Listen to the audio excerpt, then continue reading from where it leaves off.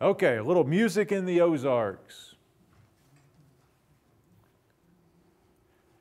We're going to listen to a snippet or two of some tunes today and talk about different kinds of music in the Ozarks, what people think of when we say Ozark music. And certainly one of the things that the Ozarks today is most known for is music. And when someone says Ozarks music, what comes to mind? Fiddles, banjo, bluegrassy sort of stuff. You still find those family groups where everybody just sort of miraculously plays something, and they all play together. But yeah, this is, for most people, even if you're not all that familiar with the Ozarks, when someone said Ozarks music, you don't think of punk rock or rap or necessarily even country music in general. You have a certain image that comes to mind, and it's usually that sort of old-timey music, whether it's bluegrass, which is actually somewhat new compared to a lot of traditional Ozarks music, or if it's string band music led by a fiddle or banjo music, traditional mountain music, sort of pre-bluegrass mountain music. We kind of know what we're talking about. And if you have, like we do every fall, we have the Ozark Cultural Celebration or whatever that's called here on campus every fall.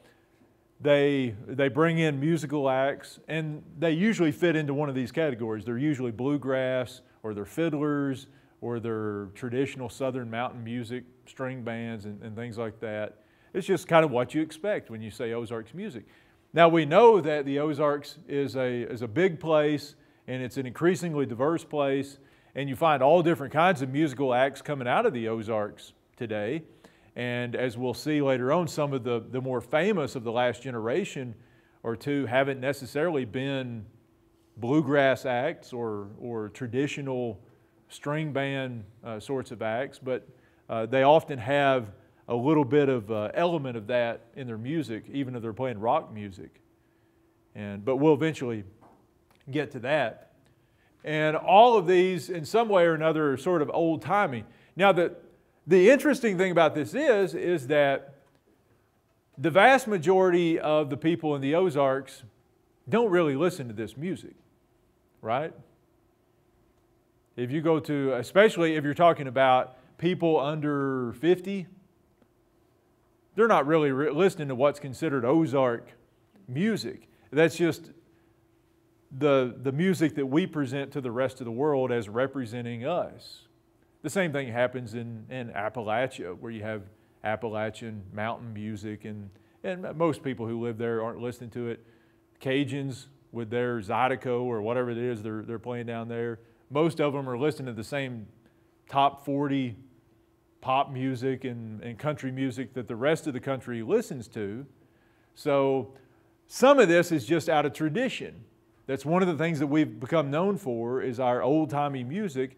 And many people in the Ozarks continue that tradition, continue to play that music, although most people have been integrated into the rest of the country and tend to listen to the same sorts of stuff, probably more country than anything else. But it's still an important thing to keep in mind that when people think of the Ozarks and think of music, that's what they generally think of. And that's mainly what we're going to talk about today, that sort of traditional Ozarks music. Just like when we talked about traditional architecture and house building in the Ozarks, most people don't live in log cabins anymore. But in the 19th century, that was what people lived in, and that's what we talked about, those old traditions. And we'll do the same thing today with music. Obviously, you can say this about pretty much any sort of music, and we'll talk about the two very broad categories of Ozarks music, instrumental and vocal, and sometimes both. We'll have examples of instrumental-only music, vocal-only music. The tradition of ballad singing or ballot singing, as it was sometimes pronounced in the Ozarks, goes way back beyond any notion of an Ozarks, certainly. And we have recordings of lots of ballad singers unaccompanied by any sort of instrumental music. We'll listen to a couple of those. And for many years, fiddle music, as Butch pointed out, was the music, the instrumental music, and the instrument most associated with the Ozarks, and really with much of rural America in general, not just the Ozarks. And why would the fiddle be the instrument of choice, especially if we go back to the 19th century, say? Why would the fiddle be the instrument of choice for a place like the Ozarks? Well, some people made them, and some people still hand make fiddles. That's maybe the most important thing, is it's loud. And if you're talking about the days before amplification, what were fiddles often used for? To play at dances. And especially if you're on a wood floor somewhere and you got a lot of shoes and feet clomping around on a wood floor, it gets really noisy, people holler and stuff like that. And you want an instrument that you can hear over the ruckus. You can hear, and the fiddle certainly fit that.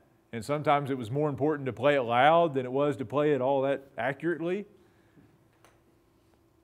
You know, just getting some sort of rhythm and hit a note every once in a while, and we'll just dance through it. So that was important, loudness. What else would be important about the fiddle in say, the 19th century? As opposed to, say, the piano. It's portable. You can get it from one place to another, and that's why the fiddler was the most important guy in any community when it came to celebration time, to dance time. You know, the fiddler it wasn't the piano player. There weren't many pianos in the Ozarks really until the 20th century. But a fiddle, you just hop on the horse or take off walking, take it with you. What was the old saying, the difference between how to tell the difference between a violin and a fiddle? Well, yeah, but the old country saying was, a violin comes in a wooden case, a fiddle comes in a pillowcase. Yeah. So, I mean, that was sort of, reflecting that kind of, laid back, sort of less formal nature of the fiddle as opposed to the violin. And so the fiddle player really could just go anywhere with the fiddle. You know, take your fiddle and bow and just show up. And fiddle players were in demand for all kinds of things.